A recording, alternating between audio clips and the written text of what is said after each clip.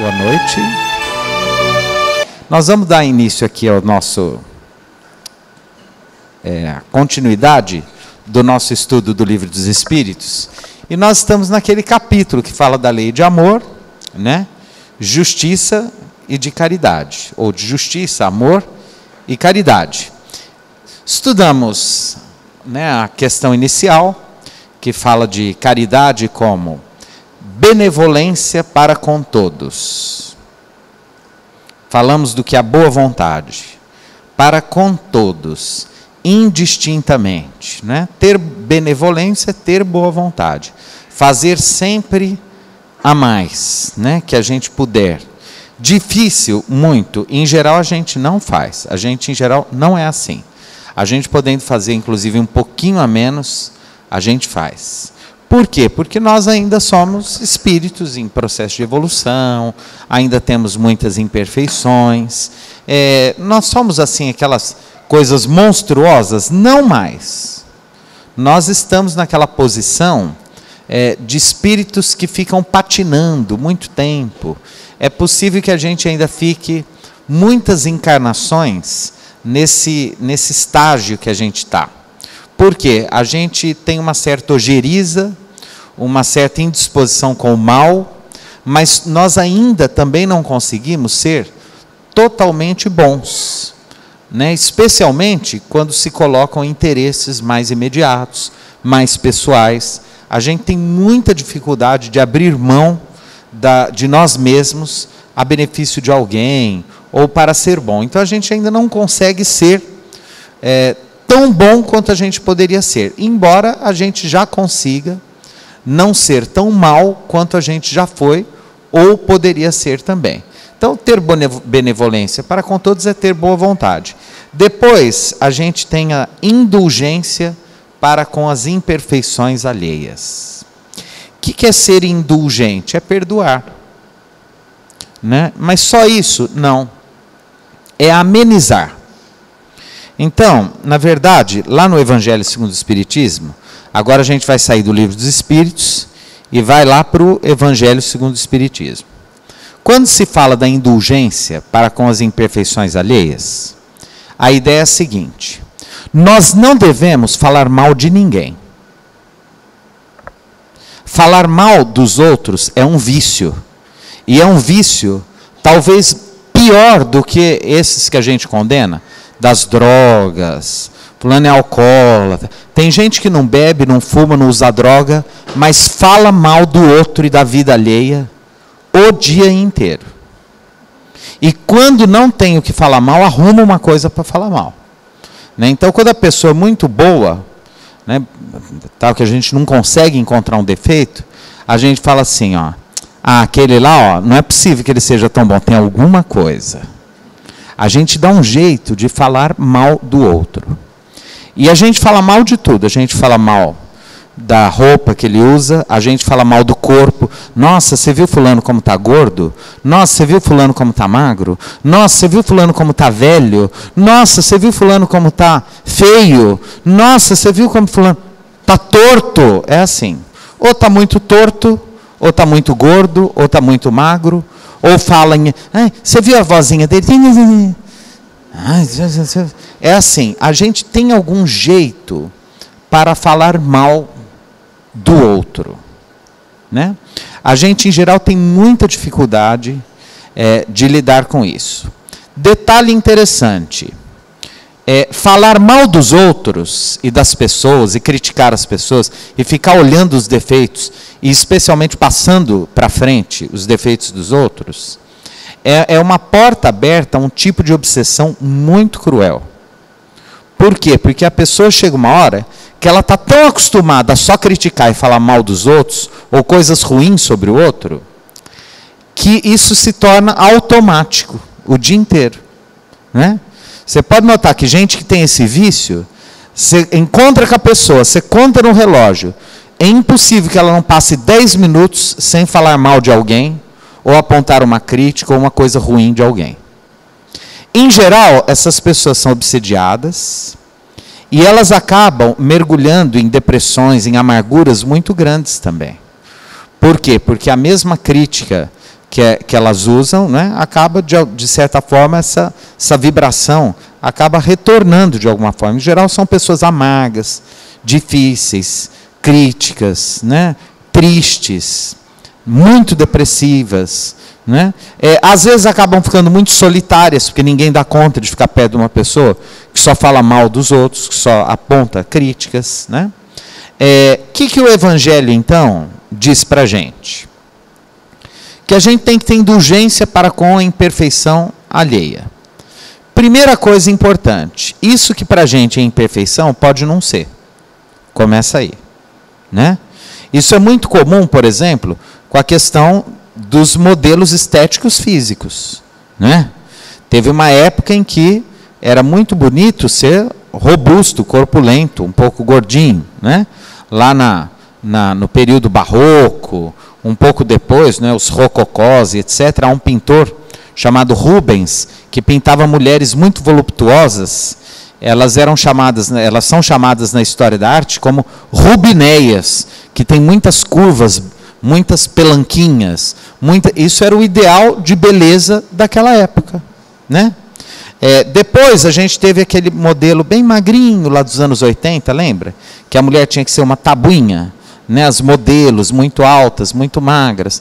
Depois peito grande, depois peito pequeno, depois nenhum peito, depois peito mais ou menos.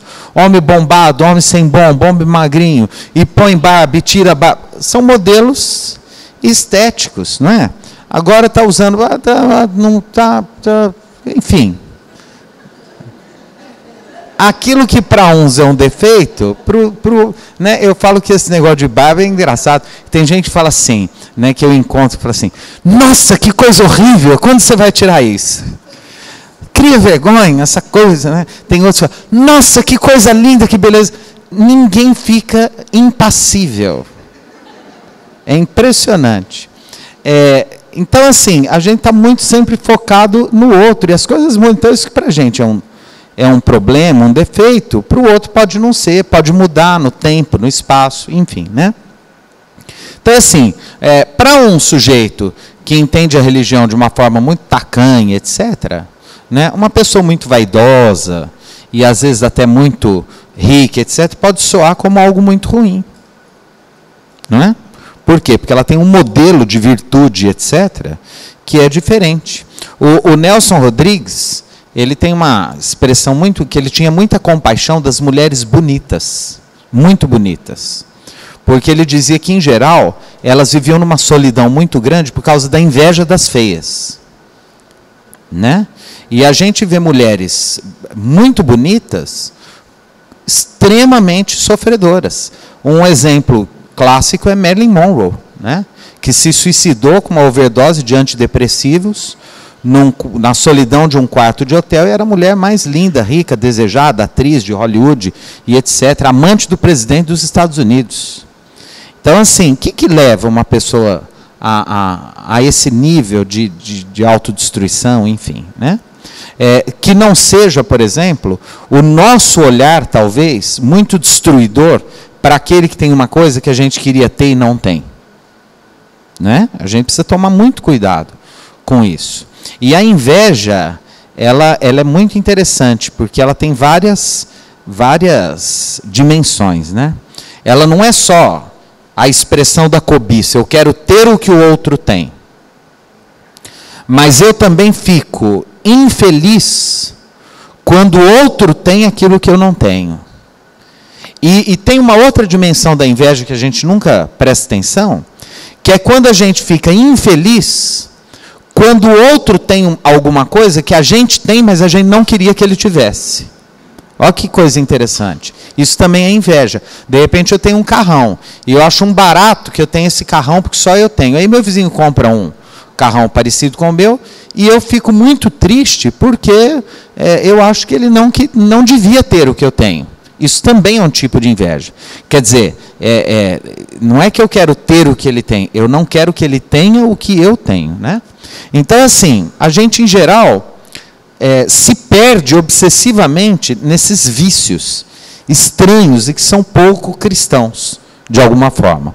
Eu já falei de um filme aqui, que é baseado numa obra clássica do Prêmio Nobel de Literatura, que é o o José Saramago, né, o ensaio sobre a cegueira.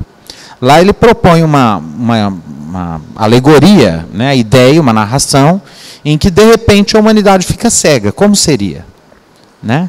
O que aconteceria conosco se de repente todos nós ficássemos cegos? Então vamos imaginar que a partir de então, só para a gente desenvolver, né? A partir de ficamos cegos.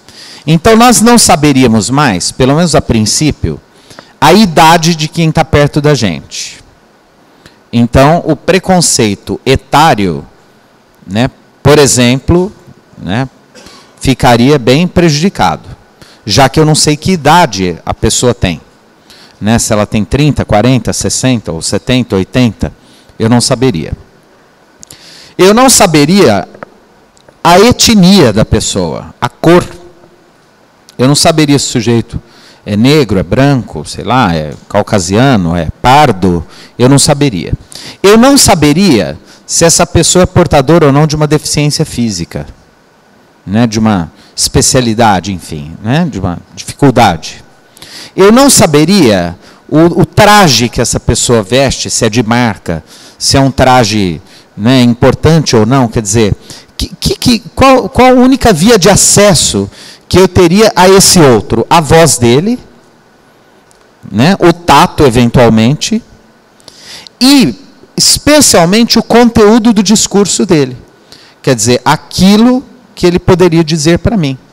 Independente dele ser feio, bonito, gordo, magro, alto, baixo, enfim, quer dizer, e aí o que aconteceria com tudo o que estabelece critérios para a nossa vida e que é basicamente fundamentado na aparência das coisas? E aí a gente vai para uma obra literária um pouquinho brega, mas interessante, que é O Pequeno Príncipe, né? É um pouquinho brega, né? Mas é interessante.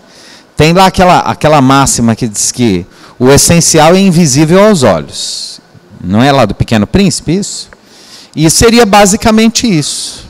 Então, a ideia, por exemplo, que a doutrina espírita traz, é que, sendo espíritos, uma vez desencarnados, a nossa aparência, e portanto perispiritual, seria a expressão dos conteúdos afetivos e intelectuais que trazemos.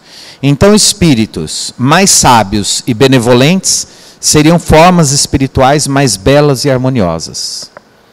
Espíritos mais ignorantes e com mais compromissos afetivos, com mais sentimentos inferiores, formas menos luminosas, menos harmoniosas.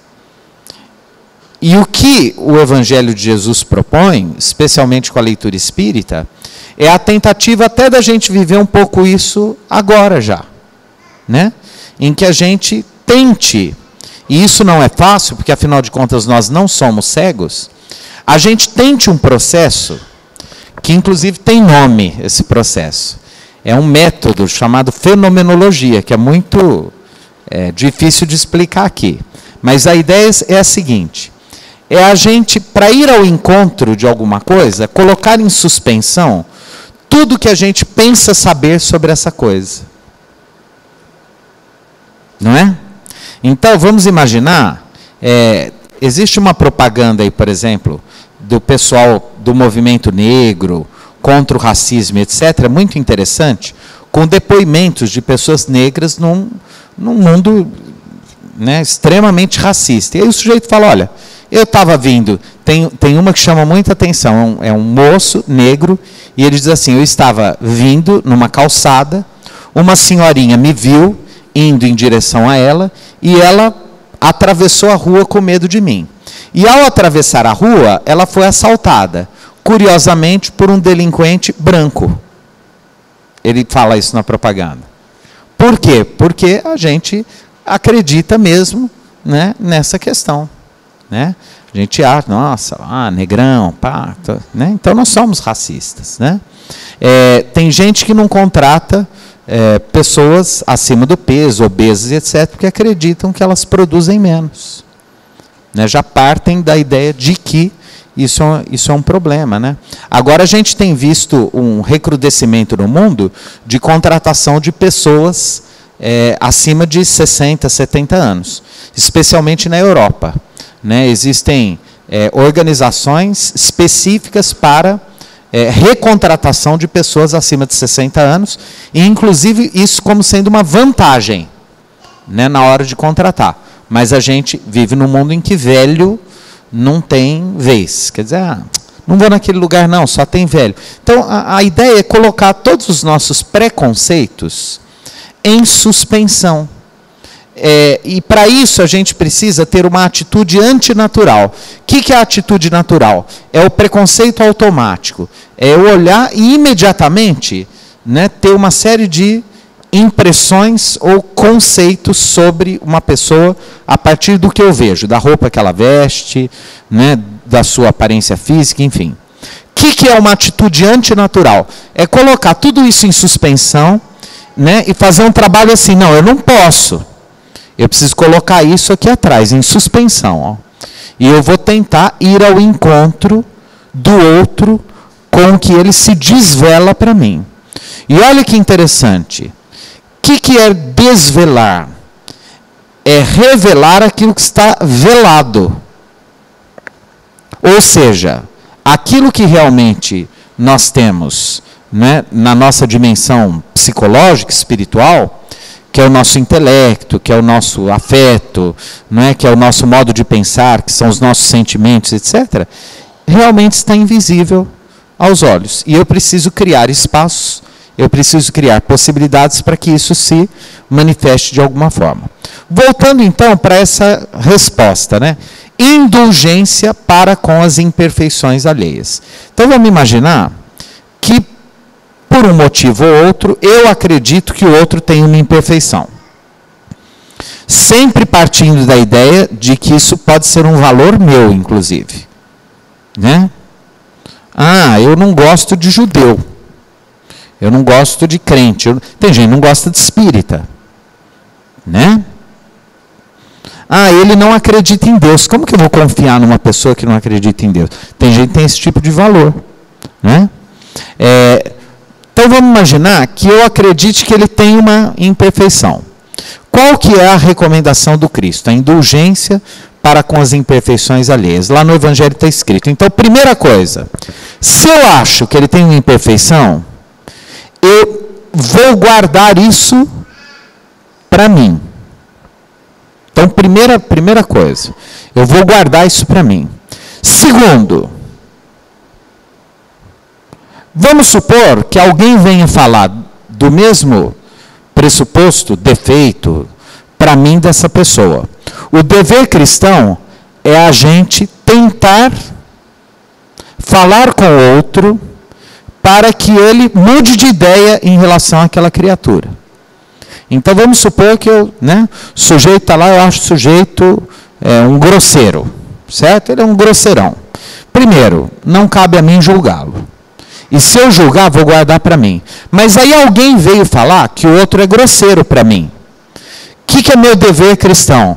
Chegar para o outro e falar, olha, é assim mesmo, às vezes a pessoa está com algum problema, no fundo ele é uma pessoa boa, eu devo tentar falar bem do outro para aquele que veio falar mal do outro para mim.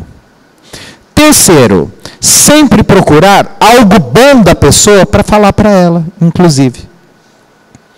Estimular, destacar aspectos positivos do outro. Jamais investir na crítica, jamais investir na maledicência.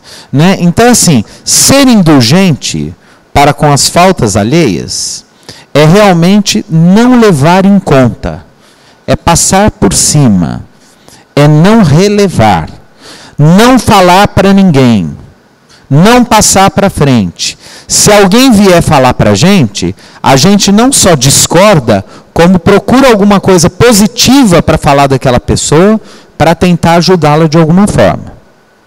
Então, olha como o evangelho é difícil. É tudo que a gente faz, né? Não é? É assim, a gente procura não levar em conta e ainda ameniza. E procura alguma coisa boa no outro. Olha que coisa interessante.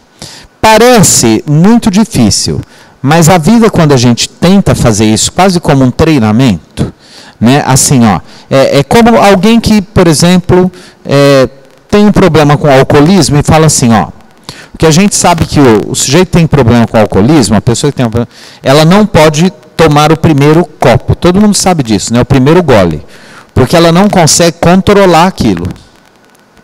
Né? O sujeito que tem essa tendência até genética ao alcoolismo não pode beber. O que ele tem que fazer? Ele fala assim, ó, eu não bebo mais. Quem gosta de falar mal dos outros e criticar as pessoas tem que tomar a mesma decisão. Fala assim, ó, eu vou tomar uma decisão na minha vida. Eu não vou falar mais mal de ninguém. Não vou criticar ninguém. Não vou olhar os defeitos das pessoas e vou tentar ver coisas boas nelas, porque o Evangelho me convida para isso. Isso é uma atitude assim, radical. Né? Esses dias eu encontrei com uma senhora, mãe de uma amiga minha que eu gosto muito, que é uma pessoa maravilhosa. E aí ela falou, eu sou a mãe da fulana, que é esse barulho?